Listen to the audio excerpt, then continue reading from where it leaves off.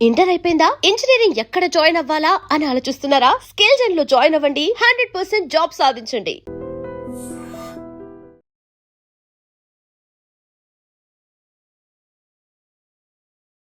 నమస్కారం, welcome to I dream. ధర్మ మార్గం విత్ విజిత కార్యక్రమానికి స్వాగతం.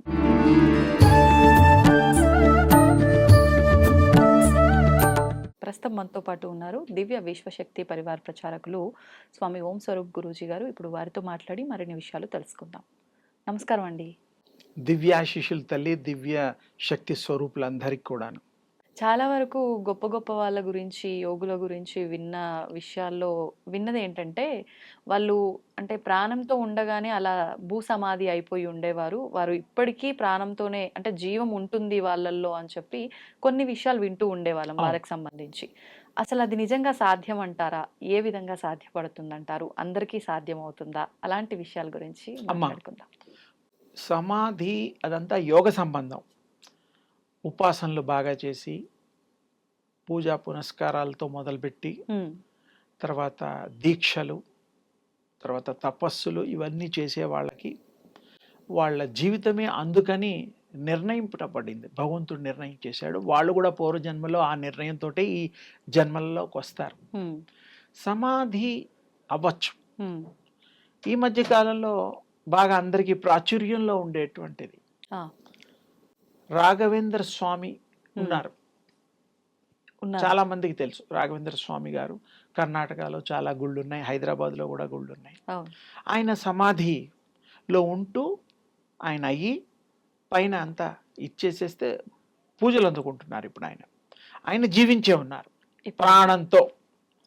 అంటే ఎప్పటి వరకు ఉంటారు? వారిష్టం. ఎవరు పొరపాటున తీసి చూడకూడదు. వారు ఎవరికన్నా వారు కల్లో కానీ ఇంకో రకంగా మెసేజ్ పాస్ చేస్తే అప్పుడు వారి పర్మిషన్తో తీయచ్చు. అంటే ప్రాణంతో అలా బయట ఉంటారు, అలాగే ఉంటారు. అన్నపానాదులు ఉండవు, నీళ్లు ఉండవు, ఏముండదు. ఎలా కూర్చున్నవాడు పద్మాసనం, వజ్రాసనం వాళ్ళ ఇష్టం. సుఖాసనం, శవాసనం రకరకాలుగా వేస్తూ ఉంటారు. అది సాధ్యమే. అది సమాధి అనేటువంటిది యోగంలో ఒక స్థితి. ఇప్పుడు మనకి శరీరాల్లో కూడా సూక్ష్మ శరీరము, స్థూల శరీరము, సమాధి, తర్వాత కారణ శరీరాలు ఇత్యాది ఉన్నాయి. జాగ్రత్తావస్థ, స్వప్నావస్థ అనే అవస్థలు ఈ మానవులకు ఉన్నాయి.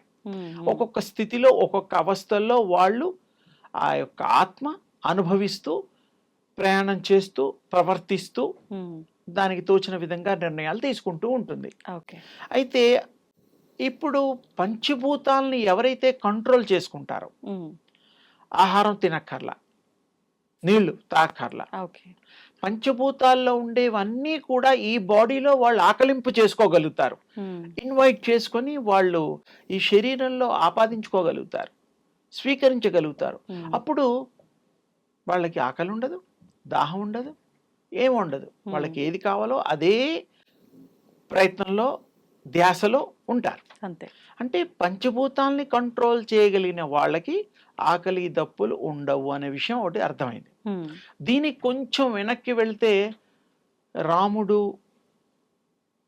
లక్ష్మణుడు వారు కూడా బల అబల అనే విద్యలు ఆకలి దప్పులు ఉండకుండా నేర్చుకున్నారు అప్పట్లో. అది అప్పట్లో కామన్ విద్యలు. బల అతి బల ఆ యుగాలలో, అంటే దేవతా యుగాలలో కామన్. అవి నేర్పించేవాళ్ళు. ఆ ఉపాసనలు, ఆ దేవత యొక్క అనుగ్రహం పొందిన వాళ్ళకి ఆకలి దప్పికలు ఉండవు, ఎన్నాళ్ళైనా ఉండగలుగుతారు. ఆ విశేషం అనమాట. అలాంటి శ్రీరాముల వారు కూడా నేర్చుకున్నారని చెప్తున్నాను, ఎందుకంటే రామాయణంలో ఉంది కాబట్టి. అది సాధ్యమైనప్పుడు అలాగే మానవులకి ఎవరికైనా సాధ్యమే, కానీ ఆ ప్రయత్నం చేసి సాధించాలి. అలాగే ఈ ఆకలి దప్పుకలు అనేటువంటివి ఒక స్టేజ్ వరకే. కొన్ని మన నిత్య జీవితంలో కూడా కొంతమందిని చూస్తూ ఉంటాం. ఇంట్రెస్ట్గా చదువుతూ ఉంటారు. అమ్మ అన్నం ముద్ద కలిపేసి ఓ ముద్ద తినరా అంటే ఉండు కాసేపు అయిన తర్వాత అని అవాయిడ్ చేస్తారు చంటి పిల్లలు. అలాగే ఇంట్రెస్టింగ్గా పనులు చేసేవాళ్ళు, రైటింగ్స్ కానీ చూసేవాళ్ళు కానీ, ఏదన్నా ఇంపార్టెంట్ థింగ్స్ చేసే వాళ్ళంతా కూడా సైంటిస్టుల దగ్గర నుంచి కూడా వాళ్ళకి తిండి మీద ఉండదు, యుద్ధం మీద ఉంటుంది, ఉమ్, కనుక్కునే వస్తువుల మీద ఉంటుంది, చేసే ప్రయాణం మీద ఉంటుంది. ఆ ఇంట్రెస్ట్ దాని మీద పెట్టారు, ఏకాగ్రతతో ఉన్నారు కాబట్టి ఇవేవి పట్టవు. ఆ Okay. టైంలో వాళ్ళకి ఆకలి ఏదని కాదు, వేసినా అది వాళ్ళ దృష్టికి రాదు. ఉమ్, ఉమ్, ఉమ్. అది సహజం. చదువుకునే పిల్లలు కూడా చూడు, ఎగ్జామ్స్ ముందర తెగ చదివేస్తుంటారు, 4-5 గంటలు బై హార్ట్ చేస్తారు. అప్పుడు తిండి మీద ఉండదు, రోజు తింటే కదా. Hmm. అసలు ఎందుకు వాళ్ళకి వాటి మీద ఆ లక్ష్యం ఏమిటి, పాస్ అవ్వాలి. పాస్ అవ్వ. ఇక్కడ కూడా వారు తీసుకునే నిర్ణయాన్ని బట్టి సమాధి స్థితిలో ఉండేవాళ్ళు ఉమ్, భూమిలో ఉండొచ్చు. ఈ మధ్య నార్త్లో, సౌత్లో తక్కువ, హా. నార్త్లో చాలా.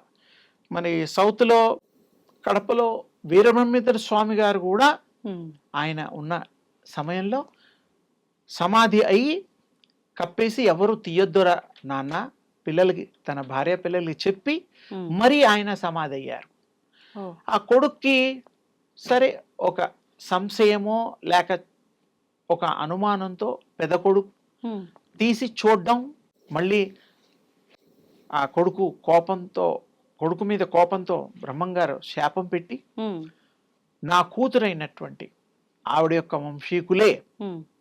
మరి నా ఈ పీఠానికి మఠానికి వారసులని డిక్లేర్ చేస్తారు. ఆయన అలా ఓపెన్ చేశారన్న కోపంతో.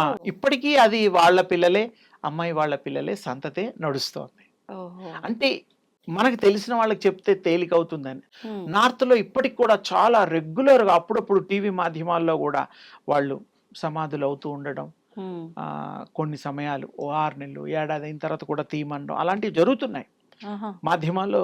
అది తరచుగా మనం అది ఆశ్చర్యపోవాల్సింది అయినా రెగ్యులర్గా అయిపోతున్నాయి అక్కడక్కడక్కడ అంటే నార్మల్ వాళ్ళు కూడా కూడా చెయ్యొచ్చు. చేయగలుగుతున్నారు. చేయగలుగుతున్నారు కాబట్టి మాధ్యమంలో చూపిస్తున్నారు. ఓ. సో అదేంటంటే మనం సమాధి అవ్వడం తేలికే, ఉమ్, ఉండడం తేలికే, కానీ ఇది ప్రాక్టీసెస్, ఏకాగ్ర చిత్తంతో శక్తిని సంపాదించి మనో నిగ్రహం చేత ఉమ్, ఆత్మ సాక్షాత్కారం పొందిన వాళ్ళకి ఇవి తేలికవుతాయి. ఉమ్. సర్వ సిద్ధులు శక్తులు వాళ్ళకు వస్తాయి, అవును. అందుకే చేయగలుగుతారు. ఉమ్, మానవుల రూపాల్లోనే భగవంతుడు కూడా అవతారం చేశారు, అవును. అవతరించారు. కృష్ణస్వామి కానీ, రాముడు కానీ, అమ్మవార్లు కానీ చాలా మంది ఉన్నారు. అంటే ఏమిటి, మానవ రూపం అంత గొప్పది, మానవ అవతారం కూడా చాలా గొప్పది. ఉమ్, అది కూడా మనం ఏం తక్కువ అంచనా వేయకూడదు. ఉమ్. క్రిమికీటకాలు, పక్షులు, వృక్షాలు అవి వేరు. ఆ, అందుకని మనం ఇది దృష్టిలో పెట్టుకొని ఎవరైతే ఆ సమాధి అవ్వాలని ఇంట్రెస్ట్ ఉంటారో, చనిపోవడం కాదు సమాధి అంటే, ఉమ్, ప్రాణంతో ఉండగా నిశ్చేష్టతో ఉండగలిగి ఏకాగ్రతతో పరోన్ముఖుడై పరాశక్తి పరా లోకంలో ఉండడం అన్నమాట. ఉహు. ఇది ఇప్పుడు మనం ఉండే ఇది భూలోకం. అవును. అది వాళ్ళు ఇప్పుడు మనం 3, 4, 5 ప్రయత్నం చేస్తున్నారు. ఏంటంటే డైమెన్షన్స్. ఓకే. ఇప్పుడు మనం 3rd డైమెన్షన్లో ఉన్నాము, 4th and 5th ఇంకా జరుగుతోంది. ఓ. ఒకప్పుడు 9, 10, 11 డైమెన్షన్లు కూడా మన వాళ్ళు చూడగలిగారు. ఉమ్, ఆ డైమెన్షన్ అంటే లోకాలు, ఆ పరిధులు. ఓహో. మనం ప్రతి ఆలోచన ఒక డైమెన్షన్, అండర్లైన్ చేసుకోండి, కొత్త విషయం. ఉమ్, మన ఆలోచన ఇప్పుడున్నది అరగంట తర్వాత మారిపోతుంది, ఆ, 10 నిమిషాల తర్వాత మారిపోతుంది. అంటే ఆ ఆలోచన ప్రపంచంలోకి వెళ్ళిపోతాం. ఉహు. అందుకని ఈ యొక్క ఆలోచన చాలా గొప్పది. ఆలోచన వల్ల సర్వము సిద్ధిస్తుంది, సర్వము సంప్రాప్తించుస్తుంది. కాబట్టి ఉమ్, ప్రతిదాన్ని చేరుకోవడం, ఏకాగ్రతతో పాటు ప్రతిదీ కూడా మనం మంచి చెడులని సమన్వయం చేస్తూ దాని యొక్క ఏమిటంటే నిర్దేశిత్వాన్ని మనం తీసుకోవాలంటే మనకి ఇది కావాల్సిందే. ఆ యొక్క స్వామి తల్లి యొక్క కృప కావాలి. దానికి ఏకాగ్రత చాలా అవసరం. ఏ దేవుడైనా సరే అది సమాధిలో కూడా వాళ్ళు పరాశక్తిని ధ్యానిస్తూనే ఉంటారు. ఆ, అందుకని పర అంటే వేరొకటి, ఓకే. ఇది కానిది వేరొకటి. పర లోకం అనండి, శక్తి అనండి, దాంట్లో ఉండి వాళ్ళు ఆనంద భరితులు అవుతూ ఆ లోకాల్లో సంచరిస్తూ ఉమ్, ఉంటారు. ఇది చెయ్యొచ్చు, ప్రాక్టీస్ చేసే వాళ్ళకి ఇంట్రెస్ట్ను బట్టి. ఓకే. అందరూ అర్హత ఉన్నది. ఈ విషయాన్ని మీకు ఇంత విపులంగా తీసుకొని చెప్పడానికి చర్చ చేసిన మా విజితమ్మ తల్లి ఇలాంటివి ఎన్నో విషయాలు ప్రజలకు అందించడానికి ఆవిడ సాయశక్తులా ప్రయత్నం చేస్తూ మాలాంటి వాళ్ళకి ప్రశ్న సంధిస్తూ విషయాలు రాబట్టి మీ అందరికీ మీకోసమే ఈ యొక్క కార్యక్రమాలు చేస్తూ ఉంటుంది. కాబట్టి విజితమ్మ తల్లికి కూడా మీ అందరూ ధన్యవాదాలు చెప్పాలని, మీ అందరికి కూడా నా దివ్య ఆశీస్సులు. ధన్యవాదాలండి. And for more videos, Please subscribe to iDream. Please subscribe to iDream. Please subscribe iDream. and please subscribe to iDream. For more videos, subscribe to iDream. please like, share, and subscribe to the channel. Congratulations, iDream. subscribe to iDream. Subscribe to iDream. So subscribe to iDream Media. iDream ki iDream team andarki huge congratulations. Please subscribe iDream Media. Please subscribe to iDream. Subscribe iDream. Please subscribe to iDream. iDream అంటే నా కళల channel subscribe చేసుకున్న నోరు తిరుగుతలేదు, మీరైతే గంట గుర్తు కొట్టండి. For more such videos, please subscribe to iDream.